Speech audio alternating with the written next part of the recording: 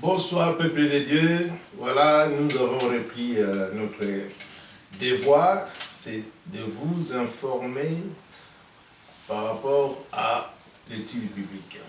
Donc voici une année nouvelle et aussi de nouvelles choses, mais nous restons sur la bonne nouvelle de Jésus-Christ et le royaume. Nous allons vous faire encore quelques études bibliques, Dieu voulant. Cette année, c'est encore une année de grâce. Mais Amen. Avant tout, nous allons prier l'Éternel. Prions. Merci Dieu pour cette année. Janvier est fini, Père Saint, nous sommes en février. Nous te bénissons, nous te glorifions. L'année vient de démarrer. Nous sanctifions ton Seigneur, Père très Saint. Nous bénissons, Père Seigneur, parce que tu nous donnes la force éternelle, Dieu, pour proclamer, Père Seigneur, l'évangile du royaume en faisant ce que tu nous as ordonné de faire. L'étude biblique éternelle, Dieu, qui aussi, Père Saint, édifie beaucoup de peuples qui nous suivent. Je voulais, Père Seigneur, que tu puisses encore bénir chaque personne, Père Seigneur, qui participe, Père Seigneur, à regarder ou soit à rediffuser ou à partager cette étude biblique. Nous te bénissons. Que ta présence éternelle nous fasse du bien. Merci Dieu Tout-Puissant, parce que tu as dit là où deux ou trois personnes s'unissent en son nom, Père Saint, tu es là. Tu es, Père Saint, au début comme Alpha, en chemine avec nous, Père Saint, comme Emmanuel, Dieu parmi les hommes, et Père Seigneur, à la fin comme Oméga. Nous te sanctifions, nous te bénissons dans le nom précieux de notre Seigneur Jésus-Christ. Amen. Amen. Seigneur, nous te louons, nous te rendons grâce. Béni sois-tu et gloire à toi. Nous te remercions, Seigneur, encore pour ces instants que tu nous permets encore de méditer sur ta parole qui est la vérité, qui est la vie. Qu'elle soit une bénédiction pour tous ceux qui l'entendront, Seigneur, et que toute la gloire t'en revienne. Gloire au Père, gloire au Fils et gloire au Saint-Esprit. Amen. Amen. Sois béni, sois loué, sois glorifié, ô mon Dieu. Merci pour cette année de grâce que tu mets encore devant nous. Année pendant laquelle tu nous permets de nous réunir pour ces études bibliques à venir, afin de glorifier ton beau et divin nom. Interviens favorablement pour tous ceux qui vont l'écouter, afin qu'ils puissent grandir en toi, pour toi et par toi. Bénis chaque famille représentée ici. Bénis tes serviteurs présents. Oins-les, Seigneur, d'une double onction de ton Saint-Esprit. Protège-les des méchants et des orgueilleux, et donne-leur une pleine victoire en toi, pour toi et par toi. Afin, Seigneur, que ton règne soit glorifié, que ta personne soit glorifiée, ta parole soit propagée dans le monde entier. Merci, Seigneur, pour ce que tu feras, car tu es un Dieu d'amour, et tu nous aimes tous d'un amour éternel, et tu sais ce dont nous avons besoin. Gloire, honneur, puissance se soit rendue dans le beau nom de Jésus-Christ. Amen. Amen. Aujourd'hui, voici encore des bonnes choses pour le royaume des cieux. Nous allons voir renoncer à soi-même, Pasteur Christian. Alors, renoncer à soi-même, d'abord, ça fait partie des commandements, des préceptes et de la doctrine de Dieu. Que veut dire renoncer à soi-même? En un premier temps, enlever le moi.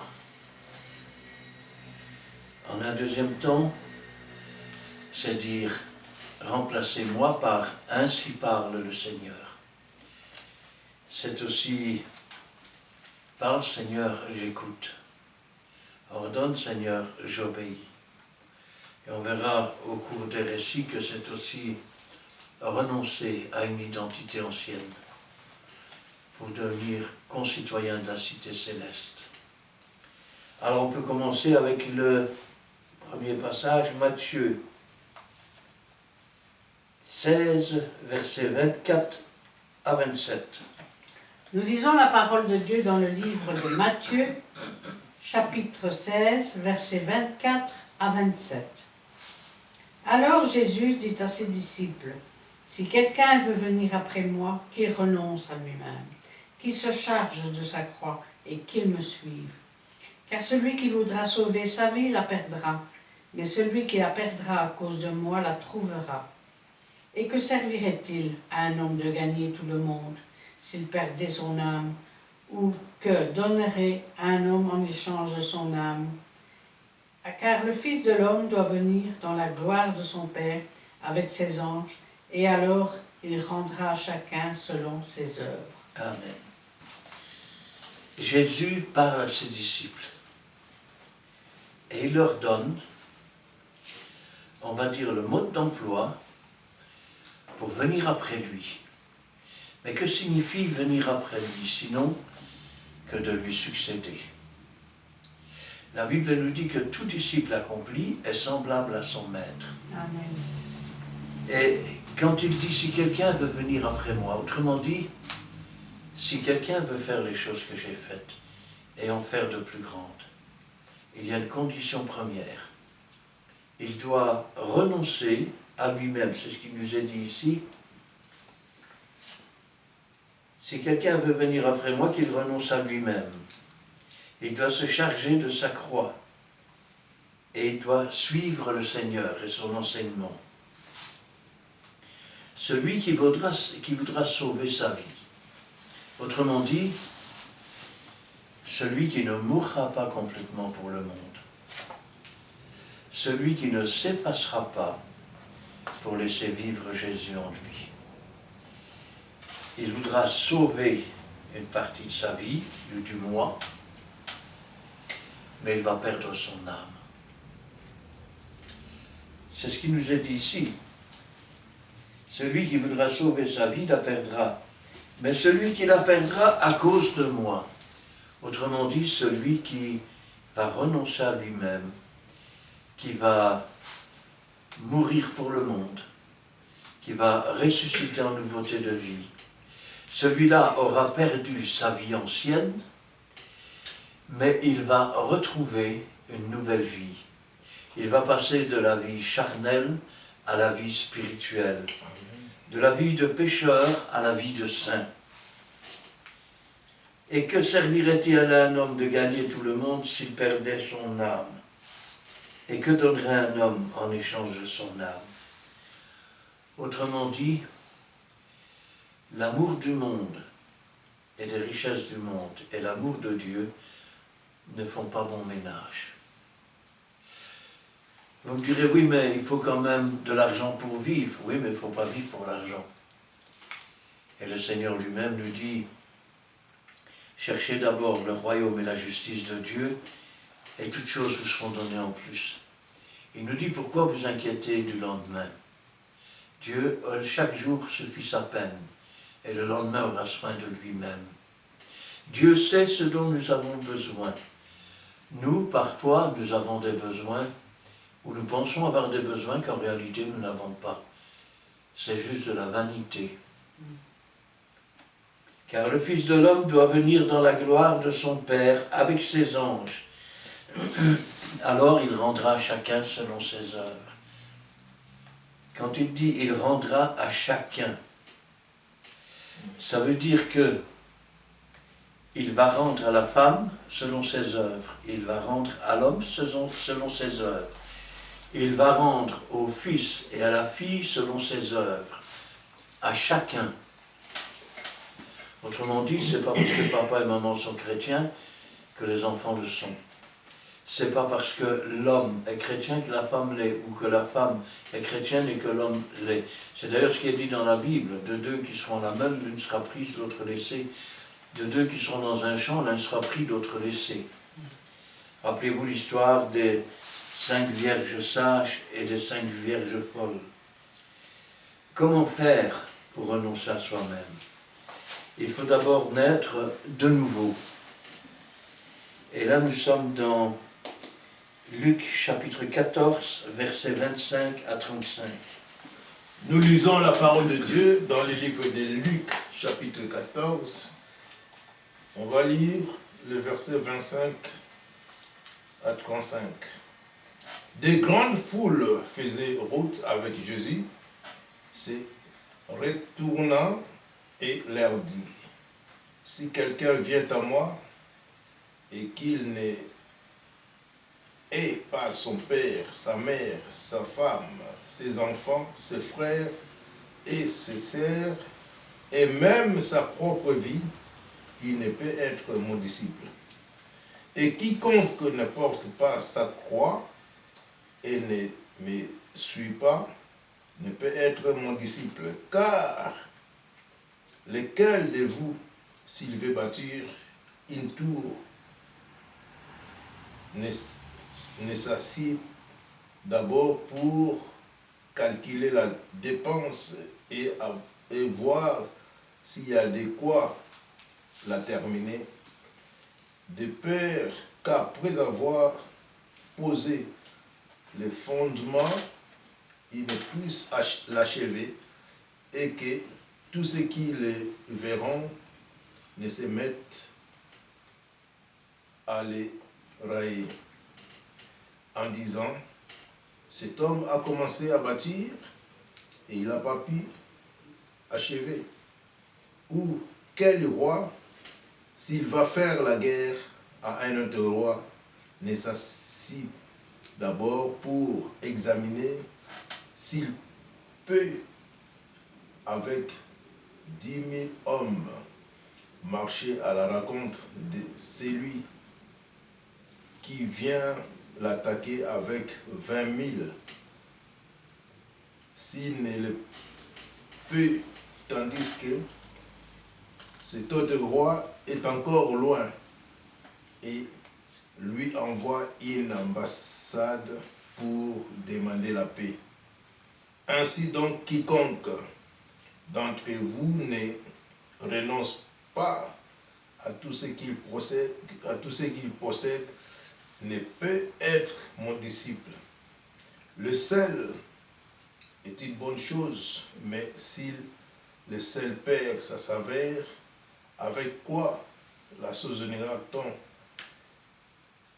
Il n'est bon ni pour la terre, ni pour le fumier. On le jette dehors. Que celui qui a des oreilles pour entendre, entende. Amen. Les grandes foules faisaient route avec Jésus. Il se retourne et leur parle.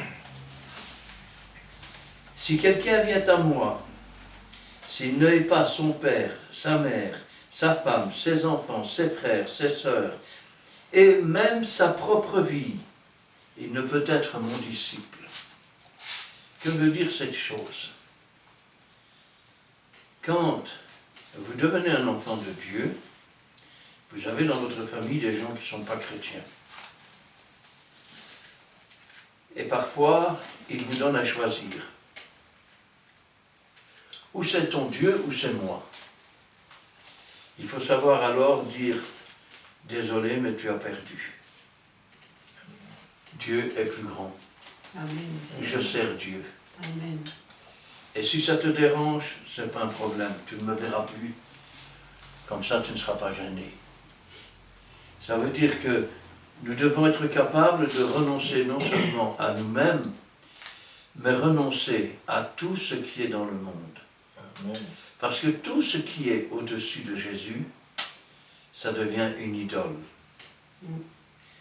Quiconque ne porte pas sa croix et ne me suit pas, ne peut pas être mon disciple. Autrement dit, quiconque ne porte pas en lui la souffrance de la séparation et quiconque ne suit pas Jésus ne peut pas être son étudiant, son disciple, son apprenti.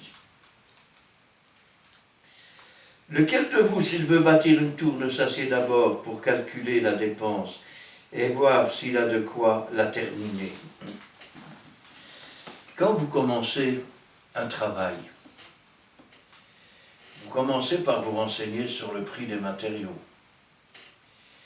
Vous commencez à vous renseigner sur la façon de faire les choses.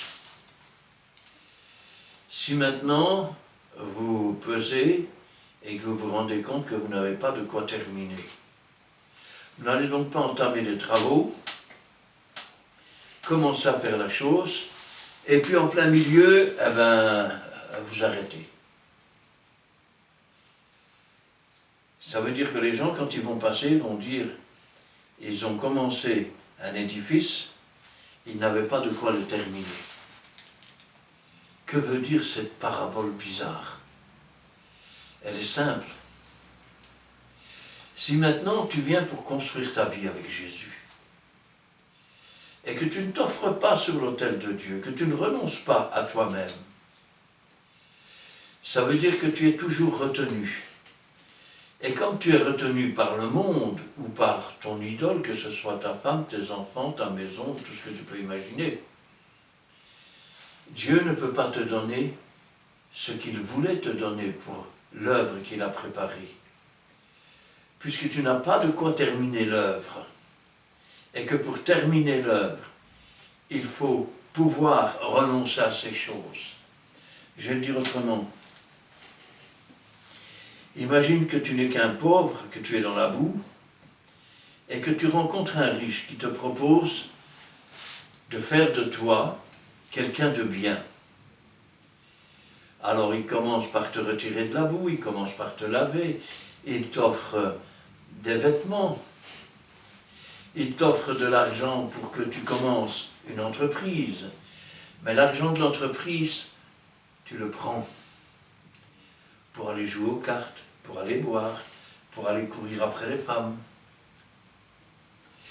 Qu'est-ce qui va se passer? Ton entreprise, elle ne prospérera jamais. Elle va manquer de fonds au moment où tu devras accomplir les choses.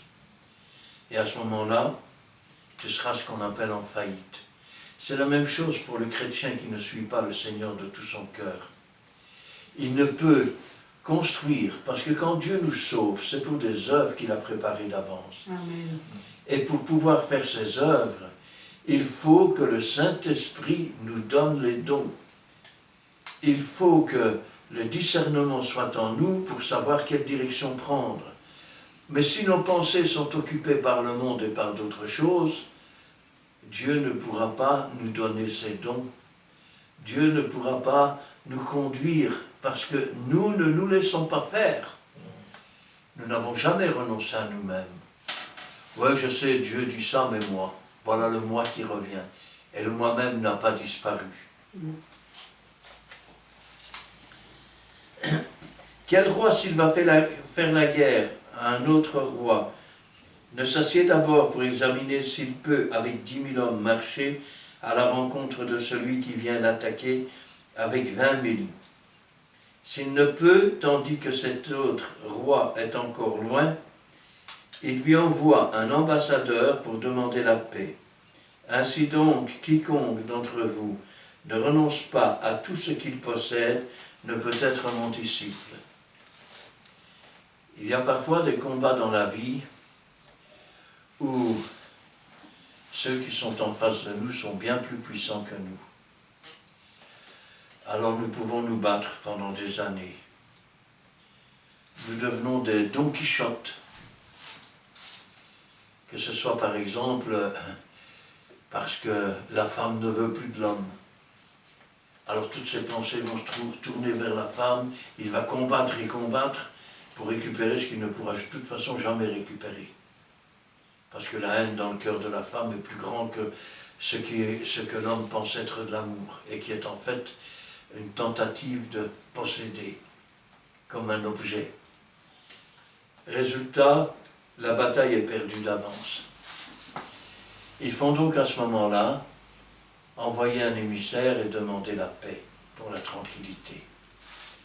Ça veut dire aussi qu'il faut savoir parfois renoncer à certaines choses, faire fi du passé et regarder devant l'avenir. Pourquoi? Parce que le passé, tu ne peux rien changer.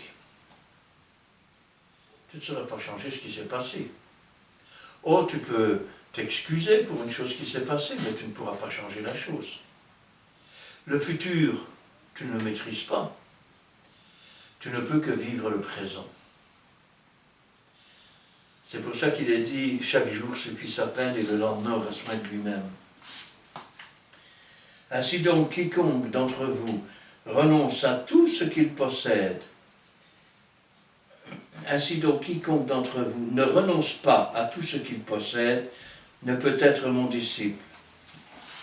Le sel est une bonne chose. Bonne chose le sel, hein, dans la soupe, dans les pommes de terre et tout ce que vous voulez.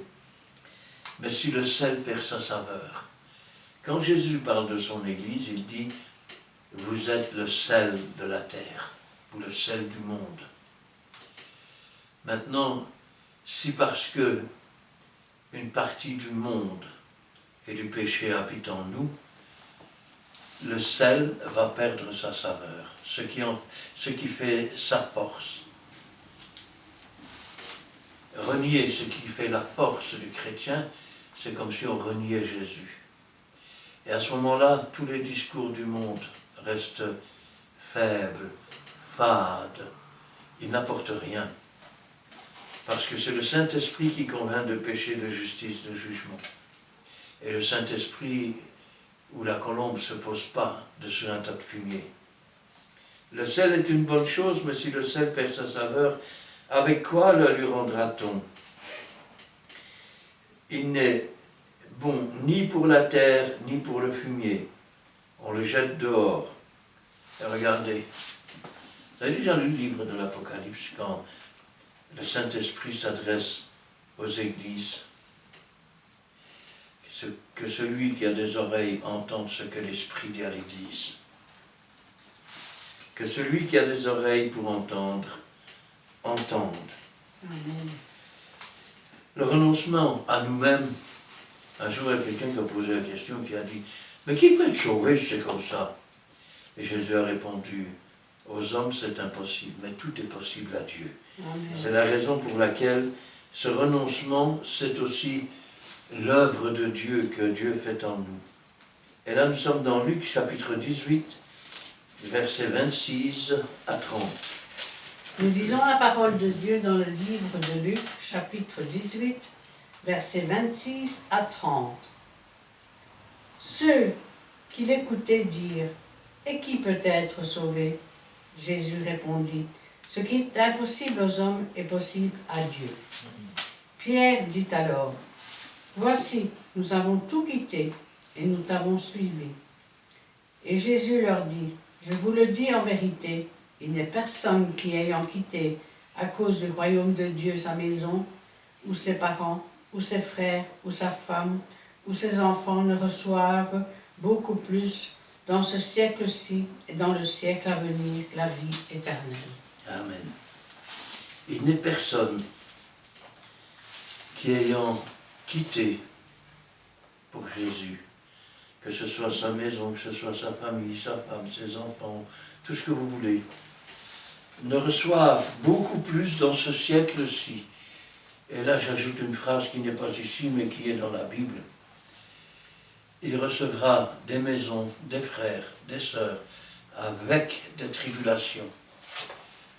Parce que celui qui n'appartient pas au monde et qui appartient à Dieu, le monde le hait et lui envoie des tribulations.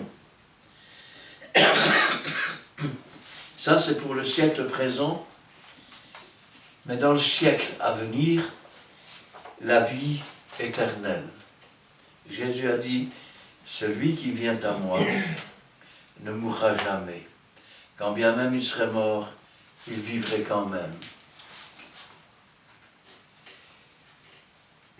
Dieu donne le vouloir et le pouvoir, c'est-à-dire que quand nous donnons notre cœur à Jésus, nous sommes des êtres faibles, nous sommes des êtres sans force. Et c'est Dieu qui met dans nos cœurs l'envie et le fait de pouvoir, je vais dire, avancer et réaliser les choses avec Dieu et renoncer à soi-même. Et là, nous sommes dans Philippiens 2, versets 12 à 16. Lisons la parole de Dieu dans les livres des Philippiens, chapitre 2, les versets 12 à 16. Ainsi, mes bien-aimés, comme vous avez toujours obéi, travailler à votre salut avec crainte et tremblement, non seulement comme à ma présence, mais bien plus encore maintenant que je suis absent. Car c'est Dieu qui produit en vous le pouvoir et le faire selon son bon plaisir. Faites toutes choses sans murmure ni hésitation, afin que vous soyez irréprochables et purs, des enfants de Dieu, irrépréhensibles, au milieu d'une génération perverse et corrompue, parmi laquelle vous brillez comme des flambeaux dans le monde, portant la bonne parole de vie, et je pourrai me glorifier au jour de Christ, de n'avoir pas couru en vain, ni travaillé en vain. Amen. Ainsi, mes bien-aimés, comme vous avez toujours obéi, travaillez à votre salut avec crainte et tremblement. Regardez ce qu'il ajoute. Non seulement comme en ma présence, mais bien plus encore maintenant que je suis absent. Vous savez, il y a des gens qui, dans la présence des autres chrétiens dans l'Église, font un travail formidable. Mais dès que cette présence n'est plus là, le comportement tout entier change. Vous savez, je me souviens de cette sœur. Elle marchait dans la rue, et il y a des gens qui passent. Tiens, bonjour, comment ça va? Ah, ça va, formidable. T'as vu le film hier? Ouais, formidable. Oh, c'est bien amusé, ouais. Puis ces gens s'en vont, et un peu plus loin, il y a quelqu'un qui lui dit « Bonjour, ça va ?» Avec le Seigneur, ça va toujours. La différence entre la rencontre avec deux personnes du monde et avec une personne de l'Église, changement total. Avec le Seigneur, ça va toujours. Nous sommes bénis en lui, n'est-ce pas? Que d'hypocrisie. L'apôtre Paul, qu'est-ce qu'il dit? Travaillez correctement, faites ça. Faites toutes choses comme pour le Seigneur, pas pour les hommes. Amen. Mais en plus, sachant que le Seigneur est assis à la droite de Dieu, mais que cependant, il est esprit et vie, et qu'il a dit « Je suis avec vous tous les jours ». Cela veut dire que même si tu n'es pas dans l'église, Jésus est à côté. Jésus voit, Jésus entend. Il a dit « Faites toutes choses comme pour le Seigneur, pas pour les hommes ». Amen. Car c'est Dieu qui produit en vous le vouloir et le faire. Sans moi, a dit Jésus, vous ne pouvez rien faire. Au commencement était la parole, toutes choses ont été faites par elle. Rien de ce qui a été fait n'a été fait sans elle. Selon son bon plaisir, on peut traduire ça aujourd'hui par selon sa volonté. Faites toutes choses sans murmure, sans ni hésitation. Autrement dit, j'aurai encore autre chose à faire, hein. Ça veut dire qu'on ne renonce pas soi-même. On n'est pas prêt à donner sa vie pour le Seigneur, on n'est pas prêt à obéir au Seigneur. Mais là, qu'est-ce qu'il dit? Faites toutes choses sans murmure, sans respecter, sans hésitation, afin que vous soyez irréprochables et purs, des enfants de Dieu irrépréhensibles. Autrement dit, on ne saurait rien trouver en eux qui soit mauvais. Rappelez-vous ce que Balaam disait à Balak et comment Dieu a répondu. Je ne vois en Israël aucune iniquité. Aucune iniquité. Au milieu d'une génération perverse et corrompue, le Seigneur a dit, Père, je ne prie pas pour que tu les ôtes du monde, je te prie pour que tu les préserves du monde. Et nous devons être des enfants de Dieu irrépréhensibles, même si nous sommes au milieu d'une génération perverse, corrompue, parmi lesquelles nous devons briller comme les flambeaux dans le monde, portant la parole de vie. Et je pourrais, Paul dit, et je pourrais me glorifier au jour de Christ. Si l'œuvre de quelqu'un subsiste, il recevra sa récompense. Amen. De n'avoir pas couru en vain, ni travaillé en vain. Autrement dit, il espère ne pas avoir travaillé pour des ingrats, pour des gens qui se détourneraient de Dieu. Car de toute façon, si c'est Dieu qui donne le vouloir et le pouvoir, n'oubliez jamais que cette œuvre en nous, c'est aussi l'œuvre du Saint-Esprit. Et là, nous sommes dans Romains 8, versets 12 à 17. Nous lisons la parole de Dieu dans le livre aux Romains, chapitre 8, versets 12 à 17. Ainsi donc, frères, nous ne sommes point redevables à la chair, pour vivre selon la chair. Si vous vivez selon la chair, vous mourrez. Mais si par l'Esprit vous faites mourir les actions du corps, vous vivrez. Car tous ceux qui sont conduits par l'Esprit de Dieu sont fils de Dieu. Et vous n'avez point reçu un esprit de servitude pour être encore dans la crainte, mais vous avez reçu un esprit d'adoption, par lequel nous crions « Abba, Père ». L'Esprit lui-même rend témoignage à notre esprit que nous sommes enfants de Dieu. Or, si nous sommes enfants, nous sommes aussi héritiers, héritiers de Dieu et co-héritiers de Christ, si toutefois nous souffrons avec lui afin d'être glorifiés avec lui. Ainsi donc, frères, nous ne sommes plus redevables à la chair. Renoncer à soi-même, c'est aussi mourir pour le monde. C'est aussi renaître en nouveauté de vie. Jésus disait, si tu n'es né d'eau et d'esprit, tu ne peux entrer dans le royaume des cieux. Si tu nais de nouveau, tu peux voir le royaume des cieux. Et quand tu nais d'eau et d'esprit, tu peux entrer dans le royaume des cieux. Ainsi donc, frères, nous ne sommes point redevables à la chair pour vivre selon la chair. Nous ne nous appartenons plus, nous ne vivons plus selon nos propres désirs. Ce n'est plus le moi qui décide, c'est le Seigneur. Si vous vivez selon la chair, vous mourrez. Mais si par l'Esprit vous faites mourir les actions du corps, vous vivrez. Autrement dit, si vous renoncez réellement à vous-même et que vous vivez par l'Esprit, vous vivrez. Mais si vous ne renoncez pas à vous-même et que vous êtes toujours charnel, vous mourrez.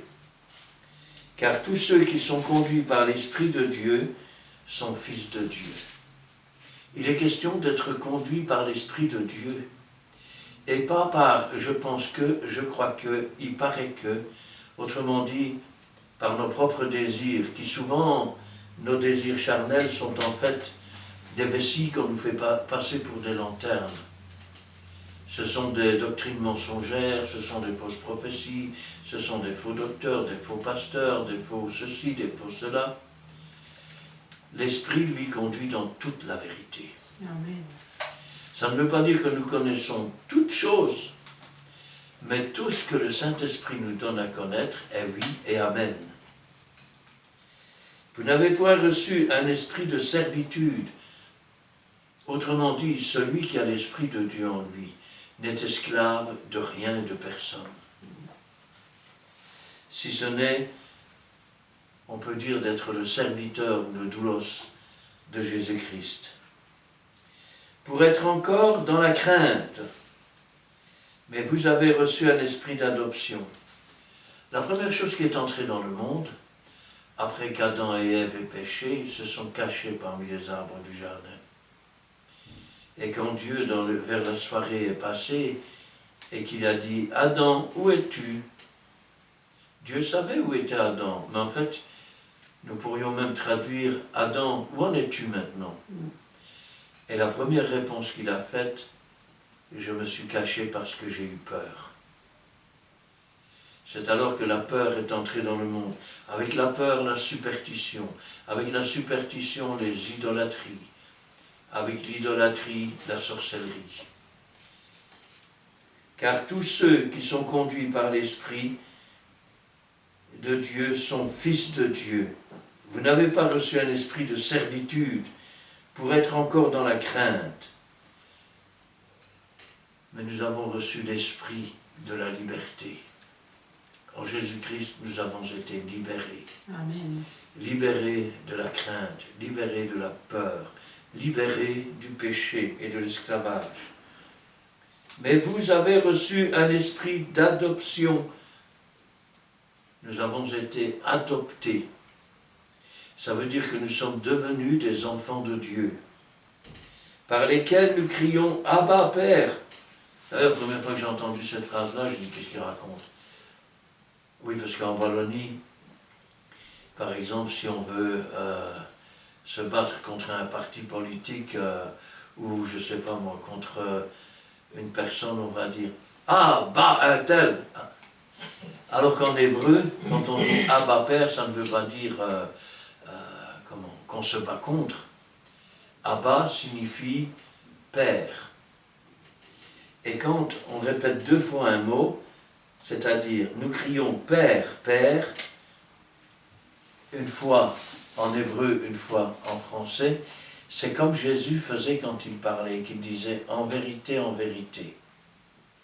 ce n'était pas un pléonasme, parce que dans la langue hébraïque, quand on répète 2 fois le mot, nous pourrions dire Père, et j'atteste que tu es mon Père. Amen. En vérité, et j'atteste que c'est la vérité. Nous crions Abba Père. L'Esprit lui-même rend témoignage à notre esprit que nous sommes enfants de Dieu. C'est ce qu'on appelle la nouvelle naissance. On ne peut pas expliquer, mais nous savons que Jésus est dans notre cœur. Nous savons que nous sommes devenus des enfants de Dieu et que maintenant, nous n'appartenons plus au monde. Et la première réflexion qui se fait dans ce cas-là, c'est maintenant on peut prendre tout ce que j'ai, Jésus est dans mon cœur. Nous renonçons à nous-mêmes, nous renonçons à tout pour suivre Jésus. Or, si nous sommes enfants, nous sommes aussi héritiers. Eh oui, parce que quand tu es le fils de quelqu'un, tu hérites. Héritier de Dieu, co-héritier de Jésus. Voici ma mère, mes frères, mes sœurs, ce sont ceux qui obéissent, qui écoutent la parole de Dieu et qui mettent en pratique. Nous devenons alors les frères et les sœurs de Jésus. Comme Jésus est le grand héritier, nous héritons avec lui, nous sommes co-héritiers.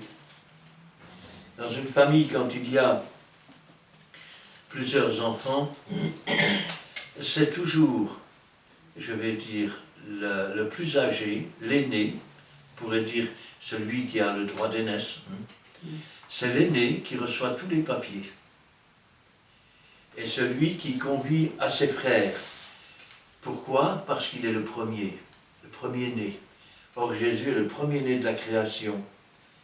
Si toutefois nous souffrons avec lui, si toutefois nous marchons avec lui. C'est un peu comme un mariage. L'Église est l'épouse de Christ. Nous marchons dans la richesse. Paul disait d'ailleurs, j'ai appris à vivre dans l'abondance, dans la disette, dans la richesse, dans la pauvreté, dans la santé, dans la maladie.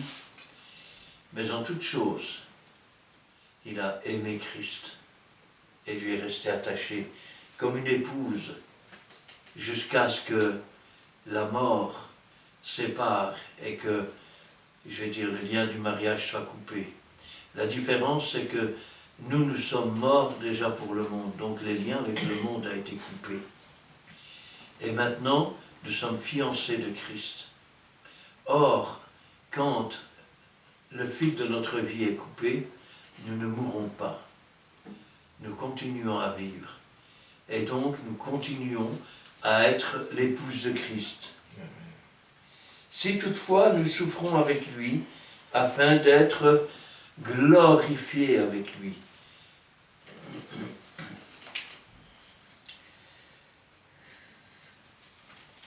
Quand réellement on est un enfant de Dieu, ça doit se voir dans le comportement. Vous savez, un jour, il y a quelqu'un qui s'est assis à mes côtés. Nous étions dans une église. Et ce monsieur s'assoit à mon côté. Il me dit, « Vous êtes baptisé du Saint-Esprit, monsieur ?» Alors je l'ai regardé avec un grand sourire. Et je lui ai dit, « Ça ne doit pas se dire, monsieur, ça doit se voir. » Amen. Ça doit se voir. Ça se voit dans les propos. Ça se voit dans le comportement. Ça se voit dans les actes. Vous savez, on dit toujours que le maçon, c'est au pied du mur qu'on le voit. Autrement dit, tu peux toujours dire « je suis maçon », mais si tu ne sais pas mettre une brique comme il faut, je doute fort que tu sois quelque maçon que ce soit. Et nous sommes dans Romains 13, versets 8 à 14. Nous lisons la parole de Dieu dans le livre des Romains, chapitre 13, les versets 8 à 14. Vous ne devez rien à personne, si ce n'est de vous aimer les uns et les autres, car celui qui aime les autres a accompli la loi.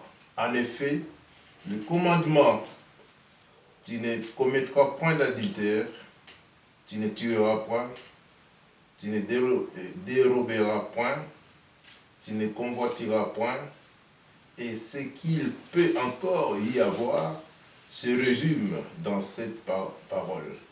Tu aimeras ton prochain comme toi-même. L'amour ne fait point du mal au prochain. L'amour est donc l'accomplissement de la loi. Cela importe d'autant plus que vous savez en quel temps nous sommes. C'est l'heure de vous réveiller enfin du sommeil. Car maintenant, le salut est plus près de vous que lorsque nous avons cru. La nuit est avancée, le jour approche. Dépouillons-nous donc des œuvres des ténèbres et revêtons les armes de la lumière. Marchons honnêtement comme en plein jour, loin des excès et des ivrogneries, de la luxure et de l'impudicité, des querelles et des jalousies. Mais revêtez-vous du Seigneur Jésus-Christ et n'ayez pas soin de la chair pour en satisfaire les convoitises. Amen. Ne devez rien à personne. Vous savez, rien que quand je dis ça, et je pense à tous ces chrétiens qui n'ont non seulement pas renoncé à eux-mêmes, mais qui sont toujours aussi orgueilleux. À la moindre contradiction avec quelqu'un d'autre, c'est grâce à moi si tu es venu à l'évangile. Hein?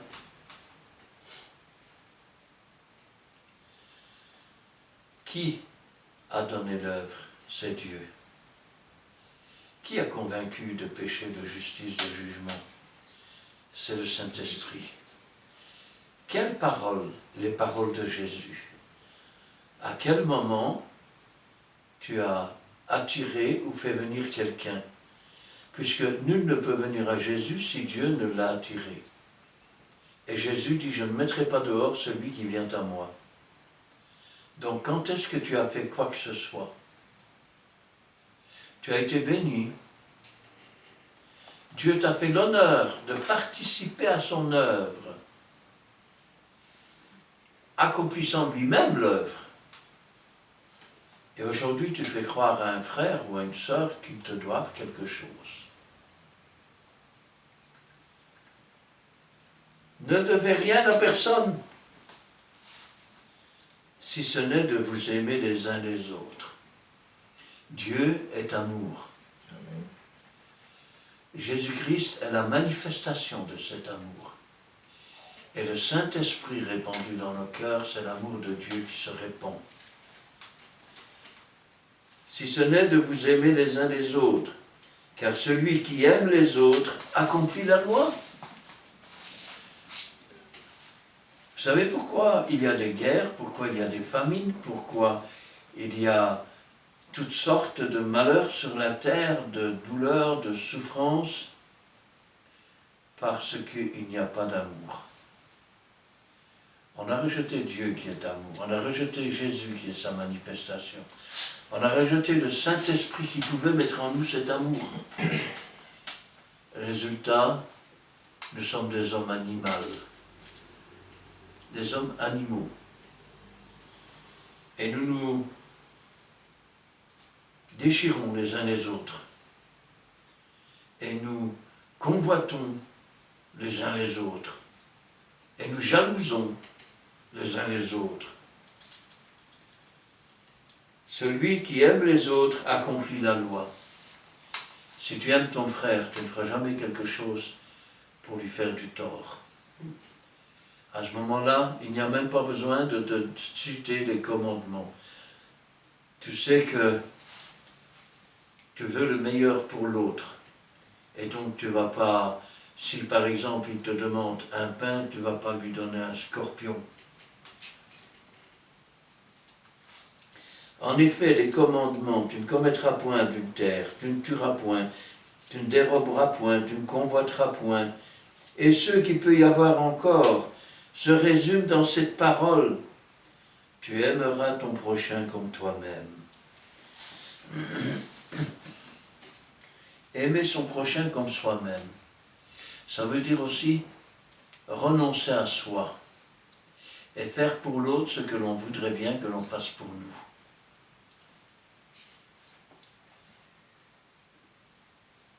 L'amour ne fait point de mal au prochain.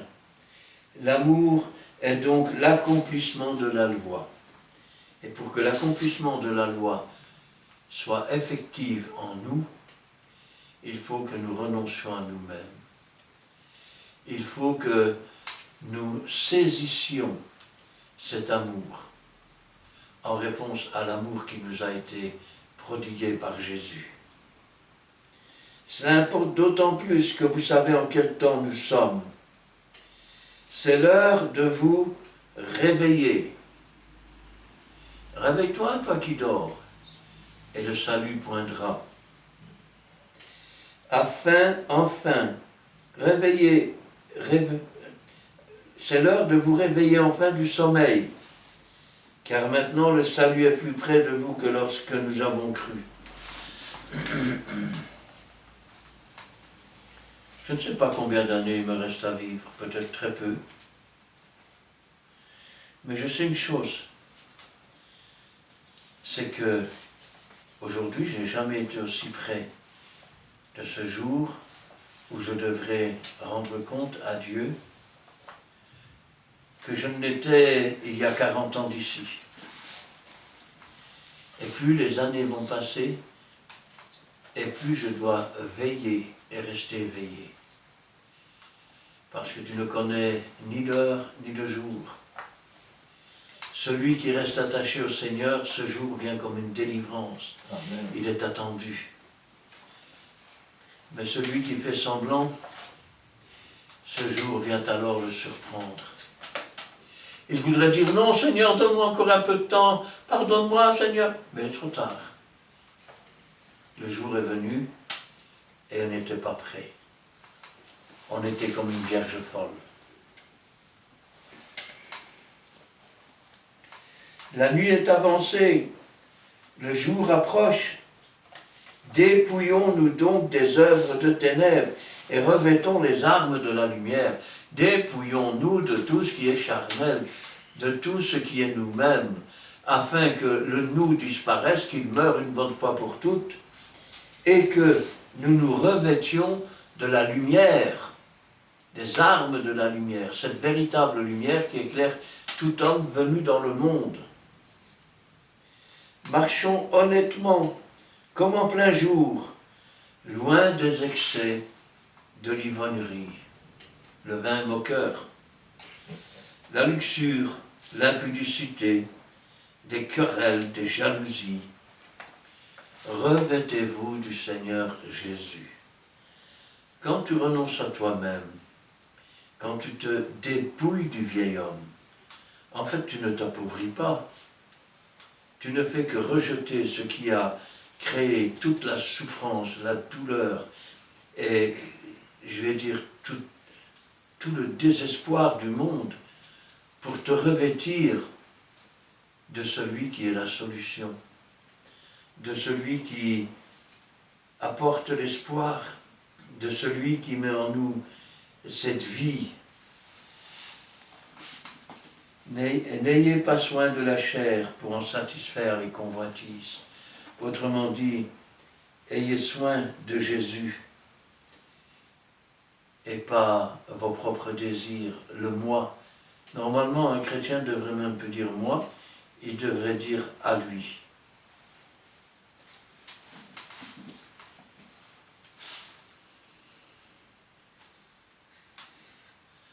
Maintenant, il est vrai que la chair s'oppose toujours au renoncement.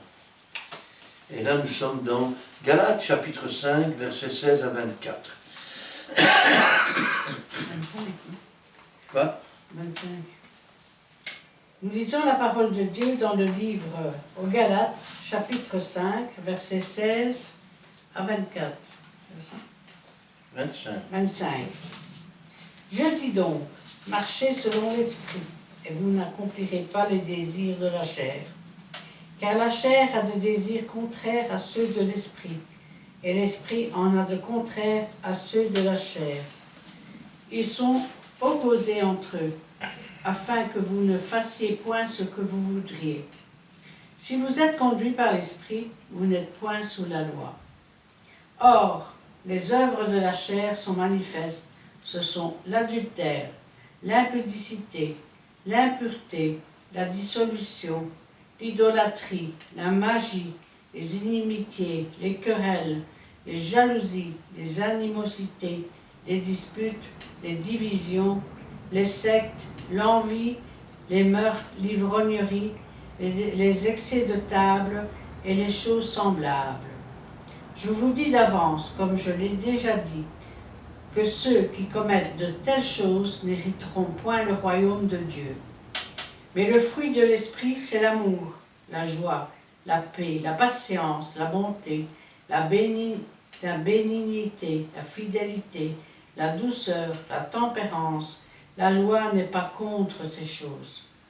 Ceux qui sont à Jésus-Christ ont crucifié la chair avec ses passions et ses désirs.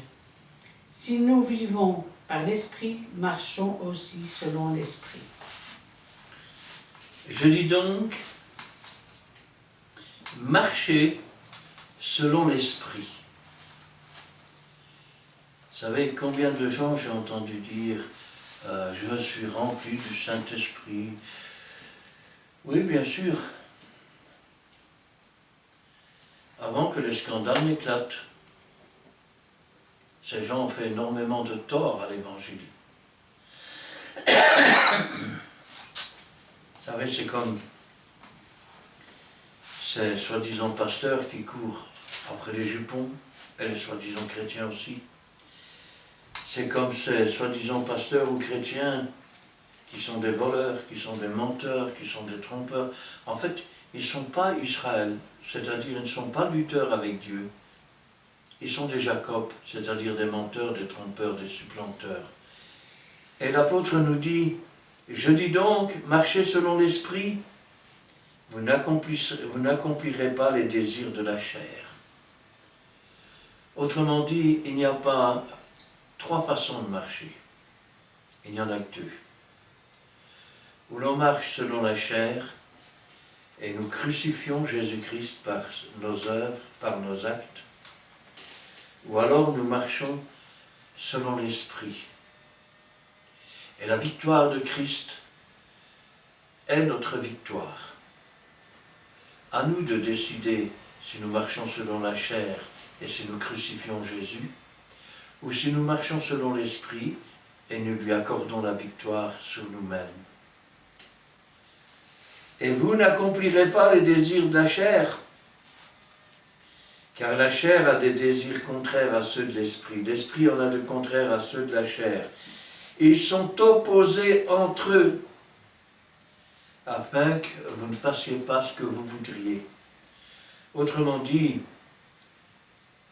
tout ce qui est charnel s'oppose à Dieu. Nous pourrions dire que la chair ou le moi, c'est l'antéchrist. Et l'esprit, c'est la manifestation de Christ et de sa victoire en nous. Si vous êtes conduit par l'esprit, vous n'êtes pas sous la loi. Amen. Autrement dit, quand vous êtes conduit selon la chair, alors tu ne feras pas ceci, tu ne feras pas cela. Et si je l'ai fait, ben j'ai péché, alors pardonne-moi Seigneur, je ne ferai plus, je ne recommencerai plus jusqu'à la semaine prochaine. Et ce sera ce qu'on appelle des vendredites. Mais quand on marche et qu'on est conduit selon l'esprit, on n'est plus selon la loi. Ça veut dire quoi? On ne marche plus selon un commandement écrit sur une table de pierre. Nous marchons selon un commandement qui s'est inscrit au plus profond et qui a été gravé dans nos cœurs et dans nos âmes. En sorte que nous n'avons pas besoin, je vais dire, de consulter la chair pour savoir si nous allons le faire ou pas, parce que l'Esprit lui-même prend de ce qui est au Père et nous l'apporte. Or, les œuvres de la chair sont manifestes. Or, l'œuvre de quelqu'un qui ne renonce pas à lui-même, c'est manifeste. C'est l'impudicité, contraire d'être pudique. L'impureté, le contraire d'être pur. La dissolution, c'est-à-dire la division quelque part. Vous savez, quand on met un sucre dans le café, il se dissout, c'est-à-dire qu'il disparaît. L'idolâtrie, des choses qui passent avant Dieu. La magie, eh oui, on n'est plus, je vais dire, Aaron qui jette son bâton devant Pharaon. On devient des Jeannesses et des Jambresses qui jettent leurs bâtons. Ça s'appelle des miracles mensongers. Les inimitiés, c'est-à-dire qu'on a une haine parfaite contre Dieu, contre les enfants de Dieu. Alors que quand on est un enfant de Dieu, on est rempli de l'amour de Dieu. Les querelles, on aime bien se disputer pour un oui, pour un non, ou même pour un mot. La jalousie, oh, il a été béni et moi non, c'est pas juste. Les animosités, celui-là je l'aime pas. T'as vu son air? On a de l'animosité, ça ne doit pas exister en Dieu. Hein? Les disputes, les divisions, les sectes, c'est-à-dire qu'on suit une idée, parce que le mot secte veut dire suivre. On suit une idée, on suit sa propre volonté, on suit son moi intérieur, et ainsi on s'oppose à l'Esprit de Dieu, et on devient, quelque part, une secte, à soi tout seul. L'envie, l'ivrognerie, les excès de table et les choses semblables. Je vous dis d'avance, comme je l'ai déjà dit, que ceux qui commettent de telles choses n'hériteront point le royaume de Dieu. Le fruit de l'esprit. Vous savez, quand on plante une graine, elle grandit, elle fait des feuilles, puis elle porte du fruit. Elle fait des fleurs et puis il y a des fruits. Le fruit, c'est le résultat, je vais dire, de tout un accomplissement Ça a commencé par le lait pur de la parole de Dieu, puis ça a continué avec la connaissance, jusqu'à arriver, je vais dire, au fruit, apporter du fruit pour Dieu. Le fruit de l'esprit, c'est l'amour, la joie, la paix. Vous savez, cette paix qui surpasse toute intelligence. Quand Jésus a dit « Je vous donne ma paix, je vous laisse ma paix, je ne vous donne pas comme le monde ». En fait, il nous donnait le fruit de l'esprit qui était déjà en lui. La patience. Alors là, faites attention, parce que, vous savez, je me souviens d'un chrétien, un jour, il faut toujours faire attention à ce qu'on fait comme prière. Il a prié le Seigneur, il a dit « Seigneur, augmente ma patience, donne-moi de la patience, donne-moi de la patience ». Et Dieu a répondu. La première fois qu'il est passé près d'une chaise, il a tapé son pied, son gros orteil, dans le pied de la chaise. Alors il a commencé à crier. Il s'est retourné vers la chaise, et là il s'est cogné dans le coin du mur. Et toute la journée, ça a été ainsi. Seigneur, je t'ai demandé de la patience, et je ramasse des coups sur coups. Tout est fait pour m'énerver. Ce qu'il ne savait pas, c'est qu'il était en train d'apprendre à être patient au travers de tout ce qui entravait sa patience. Bien que fils, Jésus a appris par les choses qu'il a souffert, l'obéissance et la foi. La douceur, la tempérance. Quelqu'un qui est intempérant, c'est quelqu'un qui c'est tout ou rien. Être tempéré, ça veut dire peser le pour, le contre. Ça veut dire aussi savoir reprendre avec toute douceur. Ça savoir aussi être ferme de temps en temps, hein, mais bon. Où étais-je? La patience, la bonté. Un jour, il y a un homme qui est venu, qui a dit à Jésus, « Bon maître, qu'est-ce que je dois faire pour être sauvé ?» Et Jésus lui a répondu, « Il n'y a de bon que Dieu. » Amen. Donc, si la bonté est le fruit de l'esprit, ça veut dire que cette bonté vient de Dieu. La bénignité, ça veut dire être un objet de bénédiction pour les autres.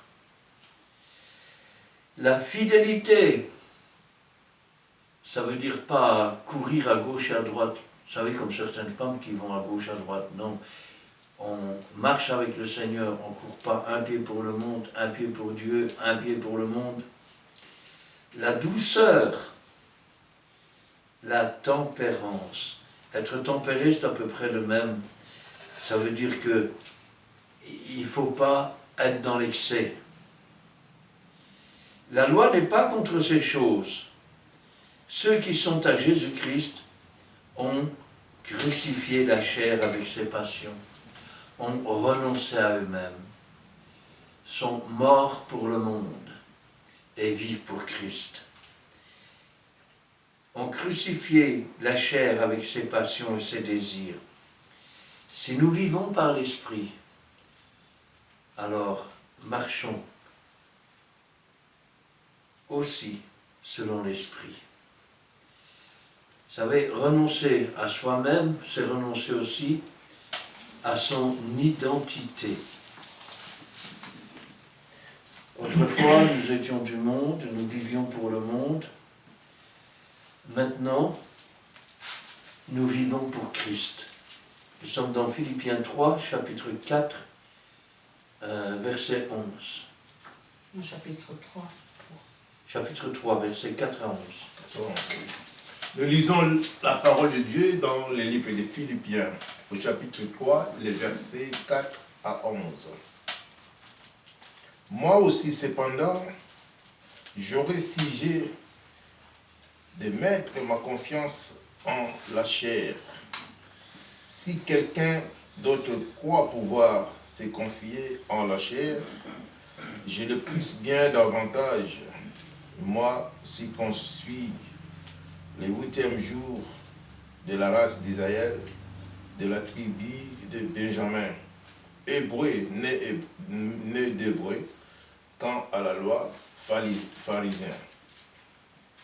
Quant aux zèles, persécuteurs de l'Église, irréprochables à l'égard de la justice de la loi. Mais ces choses qui étaient pour moi des gains, je les ai regardées comme une perte à cause de Christ. Et même, j'ai regardé toutes choses comme une perte à cause de l'excellence de la connaissance de Jésus-Christ, mon Seigneur, pour lequel j'ai renoncé à tout. Et je les regarde comme de la boue, afin de gagner Christ et d'être trouvé en lui, non avec ma justice, celle qui vient de la loi, mais avec celle qui s'obtient par la foi en Christ. La justice qui vient de Dieu par la foi, afin de connaître Christ et la puissance de sa résurrection et la communion de ses souffrances en devenant conforme à lui dans sa mort, pour parvenir, si je puisse à la résurrection d'entre les morts. Paul nous parle de ce qu'il aurait pu finalement compter sur sa propre chair, compter même sur son identité, qui n'est pas rien du tout. Parce que quand on regarde, moi aussi cependant j'aurais sujet à mettre mon espérance, ma confiance dans la chair. Si quelqu'un d'autre croit pouvoir se confier dans la chair, je le puis bien davantage. Moi, alors, définissons-le. Circoncis le 8e jour, comme tous les Juifs. De la race d'Israël, le peuple d'Israël. De la tribu de Benjamin. Vous savez, c'était le frère de Joseph, pour ceux qui ne savent pas. Hébreu, né hébreu. Quant à la loi, pharisien, la secte la plus rigide. Quant aux zèles, là, ça commence à dérailler. Quant aux zèles, persécutants de l'Église. Ça veut dire que sa religion, son appartenance et tout ce que vous voulez, l'amenait à persécuter l'Église de Christ. Irréprochable à l'égard de la justice de la loi. Donc pour la loi, c'était normal tout ce qu'il faisait. Mais ces choses étaient pour moi, ces choses qui étaient pour moi des gains, je les regarde comme une perte à cause de Christ. Autrement dit, le jour où il a rencontré Jésus, il a compris que toute sa religion, son appartenance au mouvement le plus sectaire, le fait qu'il soit hébreu, de la tribu de Benjamin, qu'il ait été circoncis le 8e jour, que cela ne lui apportait rien. Rien. Et même, je regarde toutes ces choses comme une perte à cause de l'excellence de la connaissance de Jésus-Christ, mon Seigneur, pour lequel j'ai renoncé à tout. Renoncer à soi-même, c'est renoncer à tout. Et je les regarde comme de la boue, afin de gagner Christ. Et il regarde cette vie ancienne comme quelqu'un qui marchait dans la boue. Et d'être trouvé en lui, non avec ma justice, celle qui vient de la loi, mais celle qui s'obtient par la foi. Beaucoup de gens pensent pouvoir obtenir par la loi la justice. Sauf que, quand Abraham a reçu le témoignage qu'il était agréable à Dieu, il n'était pas encore circoncis. c'est par la foi, la confiance en Dieu qu'il a obtenu le témoignage agréable. D'être trouvé en lui avec ma justice, celle qui vient de la loi, mais avec celle qui s'obtient par la foi en Christ. La justice qui vient de Dieu par la foi. Qui vient de Dieu par la foi. Afin de connaître Christ et la puissance de sa résurrection et la communion de ses souffrances en devenant conforme à lui dans sa mort, en mourant dans la sainteté, pour parvenir, si je puis, à la résurrection d'entre les morts. Nous voyons qu'il a renoncé à son identité de juif. Il a renoncé à la loi écrite sur les tables de pierre. Il a renoncé à son identité de juif de la tribu de Benjamin, hébreu, né hébreu. Et si nous lisons maintenant le verset 20, regardez ce qui est marqué. Mais notre cité à nous est dans les cieux, d'où nous attendons aussi comme sauveur le Seigneur Jésus-Christ. Amen. Autrement dit, il n'y a plus ni juif, ni grec, ni tout ce que vous voulez. Nous sommes des enfants de Dieu et nous sommes co-héritiers avec Jésus-Christ. Nous sommes des concitoyens de la cité céleste. Amen. Ça veut dire que sur cette terre, on va nous dire que nous sommes belges par exemple, que nous sommes arabes, que nous sommes hébreux, que nous sommes... Mais en réalité, quand on appartient à Christ et qu'on a renoncé à soi-même, on renonce aussi à l'identité que nous portons sur la terre. Et nous revêtons l'identité d'enfants de Dieu, de cohéritiers avec Jésus-Christ et de concitoyens de la cité céleste, dont nous attendons la venue de Jésus-Christ. Le comportement dans le monde, quand on renonce à soi-même. Et là, nous sommes dans 1 Pierre, chapitre 2, versets 11 et 12. Nous lisons la parole de Dieu dans l'épître de 1 Pierre, chapitre 2, versets 11 et 12. Bien-aimés, je vous exhorte, comme étrangers et voyageurs sur la terre, à vous abstenir des convoitises charnelles qui font la guerre à l'âme. Ayez au milieu des païens une bonne conduite, afin que là même où ils vous calomnient, comme si vous étiez des malfaiteurs, ils remarquent vos bonnes œuvres et glorifient Dieu au jour où il les visitera. Amen. Vous savez que parmi les fervents serviteurs de Dieu se cachent parfois des gens qui ont été sans doute les plus moqueurs. Les plus moqueurs. Des gens qui se moquaient de Dieu. Et pourtant, Dieu les a convaincus. Bien-aimés, je vous exhorte, comme étrangers et voyageurs sur la terre. Ça veut dire quoi? Ça veut dire que le racisme, proprement dit, ne doit pas exister dans l'Église. Parce que l'on ait une identité sur la terre, de Russes, d'Ukrainiens, de Moldaves, d'Asiatiques, de, je sais pas moi, du pôle Nord, de tout ce que vous voulez, hein, Européens ou Américains, ou quel que soit l'endroit d'où vous venez. À partir du moment où vous avez donné votre cœur à Jésus-Christ et où vous marchez selon l'Esprit parce que vous avez renoncé à vous-même, vous ne vous appartenez plus, vous appartenez à Dieu. Vous êtes des concitoyens de la cité céleste. Amen. Vous avez perdu votre identité terrestre. Vous êtes maintenant des êtres célestes. Autrement dit, comme disait Jésus-Christ, déjà vous êtes assis dans les lieux célestes. Bien-aimés, je vous exhorte comme étrangers Nous devons être étrangers à tout ce qui est au monde. Et voyageurs sur la terre.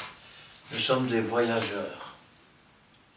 Et quand notre voyage sera terminé, comme quand vous partez en vacances, vous voyagez, mais quand le voyage est terminé, vous rentrez à la maison. Et nous, notre but, c'est de rentrer à la maison. Cette maison d'où nos grands-parents ont été chassés, Adam et Ève, à cause de leur péché. Et où Jésus-Christ a payé le prix pour que nous puissions être délivrés du péché et rentrer à la maison. Nous abstenir des convoitises charnelles qui font la guerre à l'âme. Ayez au milieu des païens une bonne conduite. Amen. Afin que là même où ils vous calomnient comme si vous étiez des malfaiteurs, ils remarquent vos bonnes œuvres et glorifient Dieu. Peut-être pas ce jour-là, ils vont se moquer de vous, ils vont vous insulter, mais au jour où le Seigneur va les visiter, au jour où Dieu les visitera. Alors, renoncer à soi-même, c'est espérer ce qui vient de Dieu. Et là, nous sommes dans 2 Corinthiens, chapitre 5, versets 1 à 4. Nous lisons la parole de Dieu dans les livres des 2 Corinthiens, chapitre 5, nous allons lire les 4 premiers versets. Nous savons en effet que si cette tente où nous habitons sur la terre est détruite, nous avons dans les ciels un édifice qui est l'ouvrage de Dieu, une demeure éternelle qui n'a pas été faite de main d'homme. Aussi nous gémissons dans cette tente, désirant revêtir notre domicile céleste, si du moins nous sommes trouvés vêtus et non pas nus, car tandis que nous sommes dans cette tente, nous gémissons, accablés, parce que nous pouvons non pas nous dépouiller, mais nous revêtir afin que ce qui est mortel soit englouti par la vie. Nous savons en effet, c'est une chose que doivent savoir les enfants de Dieu, que si cette tente où nous habitons sur la terre est détruite, voilà comment il parle de son corps. Il parle d'une tente dans laquelle il vit. Nous sommes en voyage sur cette terre. Mais voilà, une fois la tente détruite, nous avons dans le ciel un édifice qui est l'ouvrage de Dieu. Qu'est-ce que je dis? Je dis qu'à la voix d'un archange, un signal donné par Dieu, Jésus-Christ apparaîtra sur les nuées. L'Esprit de Dieu qui habite en nous rendra la vie à nos corps mortels. Amen. Et nous recevrons un corps glorifié, un édifice qui n'est pas de ce monde. Au lieu de cette vieille tente qui a pourri, qui a fini par tomber dans la poussière d'où elle était sortie, nous allons revêtir un domicile céleste, un qui est créé par le Saint-Esprit. Aussi, gémissons-nous dans cette tente, désirant revêtir notre domicile céleste. Si du moins nous sommes trouvés vêtus et non pas nus. C'est qu'Adam, il était dans le péché. Et quand Dieu lui a dit, où es-tu, où en es-tu? Il a répondu, je me suis caché parce que j'étais nu. Il avait découvert qu'il était nu. Or, si du moins nous sommes trouvés vêtus et non pas nus. Le jour où Adam a péché, il s'est dévêtu du salut et de la vie éternelle. Il s'est revêtu de la nudité charnelle. Car tandis que nous sommes dans cette tente, nous gémissons accablés, parce que nous ne voulons pas nous dépouiller. il ne veut pas se dépouiller, autrement dit, la chair fait toujours opposition à l'esprit, mais il ne veut pas retirer le manteau du salut, mais nous revêtir afin que ce qui est mortel soit englouti par la vie, afin que, une fois revêtus du salut, nous puissions être vivants comme Jésus est vivant. Amen. Quand bien même il serait mort, il vivra quand même. Et celui qui vit et croit en moi ne mourra jamais, a dit le Seigneur. Amen. Pour cela, il faut se revêtir de Christ. Nous terminerons d'ailleurs avec ce passage. Nous sommes dans Colossiens chapitre 3, versets 9 à 11. Lisons la parole de Dieu dans le livre aux Colossiens, chapitre 3, versets 9 à 11. Ne mentez pas les uns aux autres, vous étant dépouillés du vieil homme et de ses œuvres, et ayant revêtu l'homme nouveau qui se renouvelle dans la connaissance selon l'image de celui qui l'a créé. Il n'y a ici ni grec, ni juif, ni circoncis, ni incirconcis, ni barbare, ni chite, ni esclave, ni libre, mais Christ est en tout et en tous. Amen. Ne mentez pas les uns aux autres. On a un cas dans les Actes des Apôtres. Pour se faire bien voir, ils avaient vendu un champ. Ils faisaient semblant d'apporter la somme à l'église, mais ils en avaient retenu une partie. Bon, ce n'était pas interdit, hein. Il aurait pu dire j'en ai retenu une partie, il n'y avait rien avec ça. Mais il a déclaré que c'était le prix auquel il avait vendu le champ, ce n'était pas vrai. Il l'avait vendu pour un autre prix. Il avait menti au Saint-Esprit. C'est comme quand vous rendez témoignage. Même si vous êtes celui qui est dans la honte au milieu du témoignage, ne transformez pas le témoignage pour être bien vu. Parce que le père du mensonge, c'est le diable. Et à partir du moment où vous mentez, c'est comme si vous incluez le diable dans la conversation. Ne mentez pas les uns aux autres, vous étant dépouillés du vieil homme et de ses œuvres, nous étant dépouillés de ce vieil homme, ayant renoncé à celui qui était nous-mêmes, ayant revêtu l'homme nouveau. Quand le Seigneur nous demande de renoncer à nous-mêmes, c'est parce qu'il a un autre nous-mêmes. Et cet autre nous-mêmes est un nous-mêmes de Dieu, si on peut parler comme ça. Ce n'est pas se dépouiller, mais c'est se revêtir. Vous étant dépouillés du vieil homme et de ses œuvres, ayant revêtu l'homme nouveau, qui se renouvelle dans la connaissance, pendant que l'homme vieux se renouvelle dans l'ignorance, dans le péché, dans la boue, dans le mensonge. Selon l'image de celui qui l'a créé. Au commencement, Dieu a créé l'homme à son image. L'homme a perdu son image à cause du péché. Il est devenu l'homme charnel. Dieu a dit ça, mais moi. Alors le moi a pris la place de Dieu. Et aujourd'hui, Dieu nous demande de nous dépouiller de ce que nous avons été, de nous revêtir de celui qui se renouvelle maintenant dans la connaissance, à l'image de Dieu, afin que quand la résurrection aura lieu, nous puissions vraiment être recréés à l'image de Dieu, et pas à l'image d'un monde qui vit sans Dieu, qui est perdu. Il n'y a ici ni grec, ni juif, ni circoncis, ni incirconcis, ni barbare, ni chite, ni esclave, ni libre. Ce n'est pas la circoncision qui sauve, c'est la foi. Vous pouvez vous faire circoncire et ne pas avoir la foi. Pensez que vous serez reconnu comme peuple de Dieu. Dieu ne vous reconnaîtra pas. Vous pouvez prendre un baptême d'eau sans aucune foi en Dieu. Vous croyez que vous allez mourir pour le monde et ressusciter en nouveauté de vie? Ça n'arrivera jamais. Or, sans la foi, il est impossible d'être agréable à Dieu.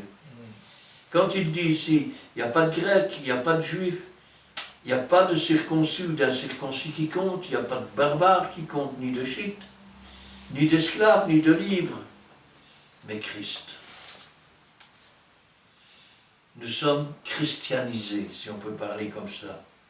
Amen. Mais Christ est tout. Christ doit être tout pour nous. Tout est en nous. De cette façon, comme disait l'apôtre Paul, ce n'est plus moi qui vis, c'est Christ qui vit en moi. Amen. Et amen. Voici les bonnes choses. Vraiment, on vous laisse le temps de regarder, poser des questions. Une année nouvelle, nous voulons avancer aussi avec vous. Donc, nous ne pouvons pas dispenser cette étude biblique sans vous. Donc, likez, surtout abonnez-vous. Et vous aurez, j'ai même omis quelque chose donc au début, c'est l'adresse qu'il faut maintenir. Donc, je m'en excuse. C'est Christian Delso sur YouTube. Delso, c'est D-E-L-S-A-U-X. Vous aurez toutes les vidéos et posez des questions. Nous sommes là pour en faire encore des sujets pour notre étude biblique. Donc, si place, si vous pouvez venir, nous sommes une église située sur Montigny-Sissambo, rue Paul Janzo, numéro 55. Code postal, c'est 6061. Donc, nous sommes là. Donc, venez poser vos questions. Donc, la fraternité évangélique des Pentecôtes, Péniel, nous sommes là, nous allons vous recevoir, donc en tant que corps de Christ. Donc voilà, on a presque quasiment sillonné tout. Restez bénis et connectez-vous, et vous ne manquerez pas vraiment des vidéos à l'adresse Christian Delso. Donc veuillez aussi poser toujours vos questions, vous serez bénis parce que vous participez à l'œuvre du Seigneur. Parce que si Dieu nous a donné cette force, on veut la partager avec vous qui likez, qui aussi s'abonner à cette aventure donc, que nous avons commencé pour nos études bibliques soient diffusées partout dans le monde entier. On a commencé par la prière, si nous pouvons aussi terminer par la prière. Amen. Il est le Dieu de mon salut, il est le Dieu de ma délivrance, un Dieu d'amour, un Dieu d'espérance. Alléluia, Alléluia. Voilà, ainsi dit, une petite, je ne sais pas, surprise. Il y a toujours, donc si la Bible nous dit, la joie de l'Éternel sera notre force, alors nous pouvons aussi glorifier notre Dieu par des cantiques et des prières. Prions l'Éternel. Amen. Béni soit-il, Dieu Tout-Puissant, nous te bénissons, nous te glorifions à cette heure ici, Père Seigneur, tu veux, Père Seigneur, que nous soyons debout, parce que tu nous as dit dans une des versets de se réveiller, parce que la nuit est avancée. Nous sommes prêts, Père Seigneur, à abandonner tout comme Paul a abandonné tout. Nous voulons te gagner, éternel Dieu. Et toutes ces choses que nous avons faites par avant, Père Seigneur, nous les regardons comme de la boue, afin de l'excellence, éternel Dieu, en toi, nous voulons que s'approcher de toi, éternel Dieu. Béni soit-il, béni aussi, Père Seigneur, ceux qui sont prêts à nous recevoir dans leur maison, dans les réseaux sociaux, éternel Dieu, via YouTube. Sois élevé aussi, Père Seigneur, que toi seul touche les âmes, Père Seigneur, qui vont nous visiter sur place. Béni soit-il, éternel Dieu, béni aussi notre chemin de retour. Et bénis chaque famille représentée ici dans le nom précieux nom de Saint Jésus-Christ. Amen. Amen. Oui, Seigneur, nous te louons, nous te rendons grâce. Béni sois-tu et gloire à toi. Bénis, Seigneur, tous ceux qui entendront. Que ta parole ainsi ne retourne pas à toi sans avoir fait ta volonté. Amen. Qu'ainsi nous puissions être prêts pour le jour où toi tu viendras nous prendre avec toi. Et que toute la gloire t'en revienne. Gloire au Père, gloire au Fils et gloire au Saint-Esprit. Amen. Amen. Amen.